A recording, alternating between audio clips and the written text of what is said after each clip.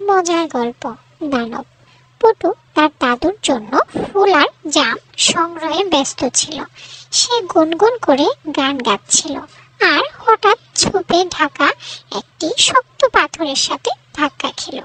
পাথরটা নড়ে উঠল আর কর্কশ একটা আওয়াজ শোনা গেল। কে ওটা? তোমাকে আমি রোস্ট বানিয়ে খাবো। পটু কাঁপতে লাগলো। সে একটা দানবকে দেখতে পেল।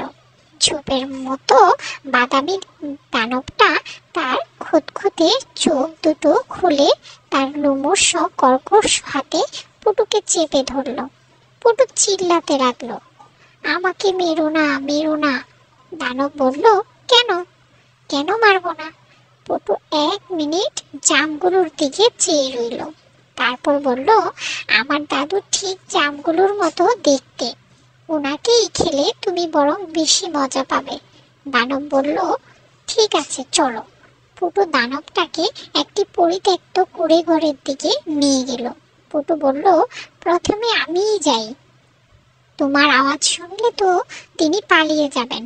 পটু তারপর দানবটাকে বাইরে রেখে কুঁড়ে ঘরে ঢুকে গেল আর পিছনের দরজা দিয়ে বেরিয়ে গেল। তারপর সে দৌড়াতে দৌড়াতে একেবারে গ্রামে এসে পৌঁছালো। দানবটা কিন্তু অপেক্ষা করতেই থাকলো। Subscribe my channel.